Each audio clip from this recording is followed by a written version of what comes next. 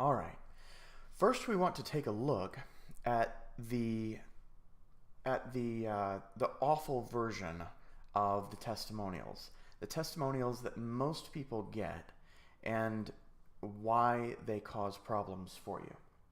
So, any testimonials that are talking about how nice you are, or how pleasant you were to work with, or something similarly innocuous, these are perceived as, oh, well, this person's got nothing going for them except being nice.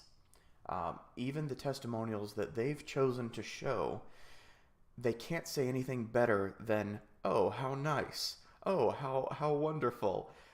You need specifics in your testimonials.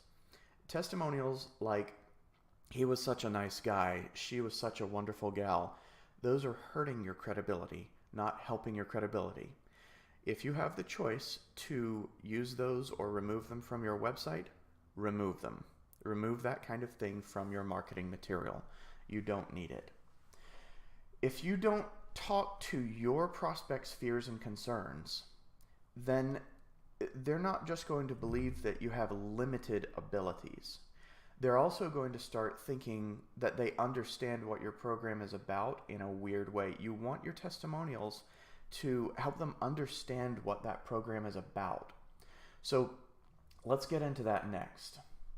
What your prospects need to hear. So the first thing that they need to hear is the main result. Now, this is really the big thing that your prospects can expect to get from signing up with you. That is the primary thing. They need to understand what they're going to get, and it needs to be the thing that they want from it. The thing that they should be wanting from it, the thing that you should be explaining as your main benefit. This is what your testimonials ought to address. Your testimonials ought to be looking at the big objections that you get, the big results that you get.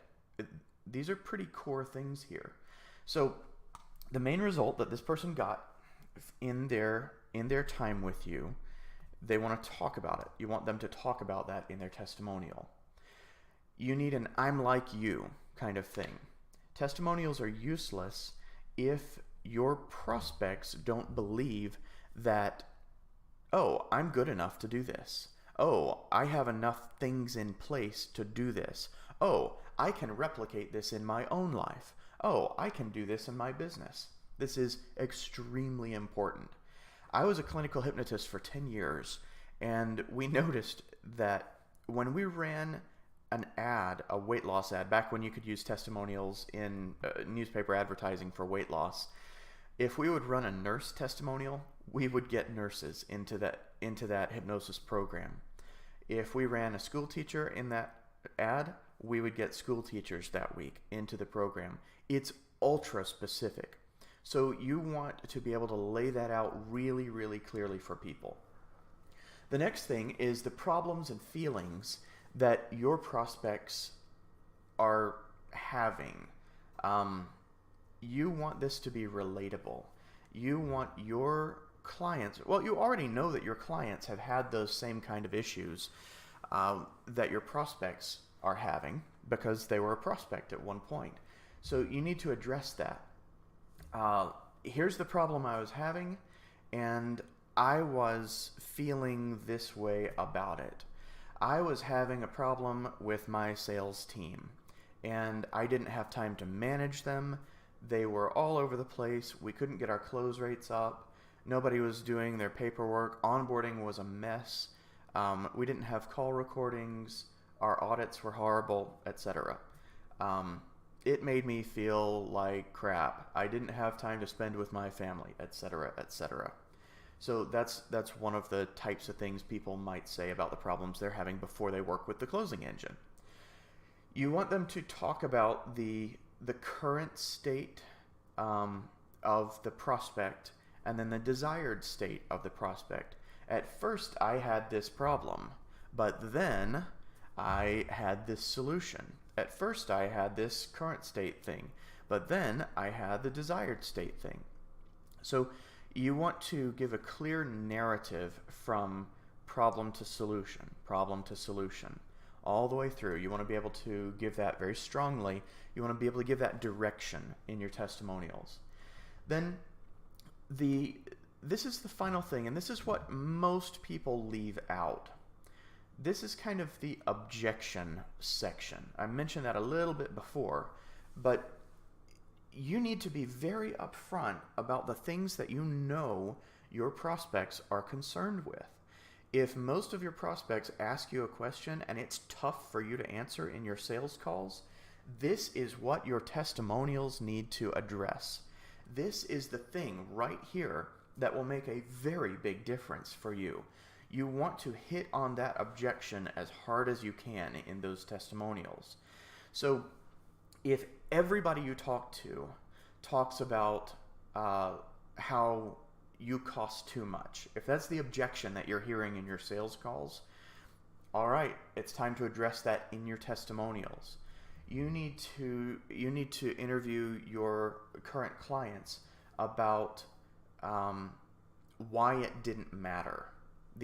I was afraid it cost too much and I wouldn't get my money back. Just all the concerns. You need to lay that out on the table very, very clearly, and here's how it was solved. And get a little technical with that stuff. You'd rather have more information than less information. Dig deep on these. My sales manager, also named Jeremy, he talks about using the 5 whys, digging 5 whys deep on something, 5 or 6. And it's a good place to be.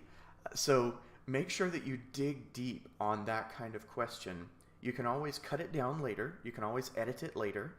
But this deep dive kind of testimonial interview, you're going to be able to use this in a lot of different ways because you have that material in the first place. So don't be afraid to dig. These testimonials ought to get into the things that you're normally afraid to talk about, okay?